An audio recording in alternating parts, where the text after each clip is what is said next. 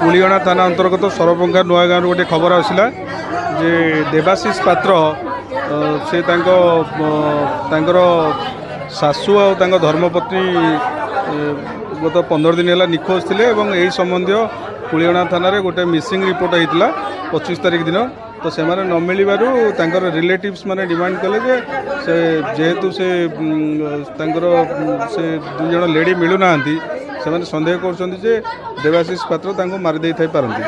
आम ये खबर पाई आसिकी देवाशीष पात्र को आप्रिहेंड कलु घरे प्रिलिमिनारी इन्वेस्टिगेशन जो आम पचरा पचरी कलु से कन्फेस कले से बाड़ी पटरे 8-10 फुट गभीर खात खोलिकी पोती देइछंती एवं से जो स्पॉटा आइडेंटिफाई कले आम जेसी मेसीन लगे खोलाखोली कलु एवं लोक मान उपस्थित रे 2टा डेड बॉडी रिकवरी कलु एबे हमरो इनक्वेस्ट प्रोसेस आरंभ होबो एवं आक्यूज को आम आप्रिहेंड करछु फर्दर इन्वेस्टिगेशन पर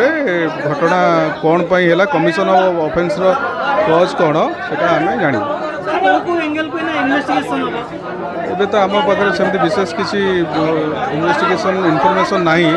तथापि आम आम पाखे जहाँ प्रोबेबल कजेस अच्छी आम आसर्टन करके जहाँ हो पार आम सब एंगल को कंसीडर कर इन्वेस्टिगेशन कंटिन्यू कर।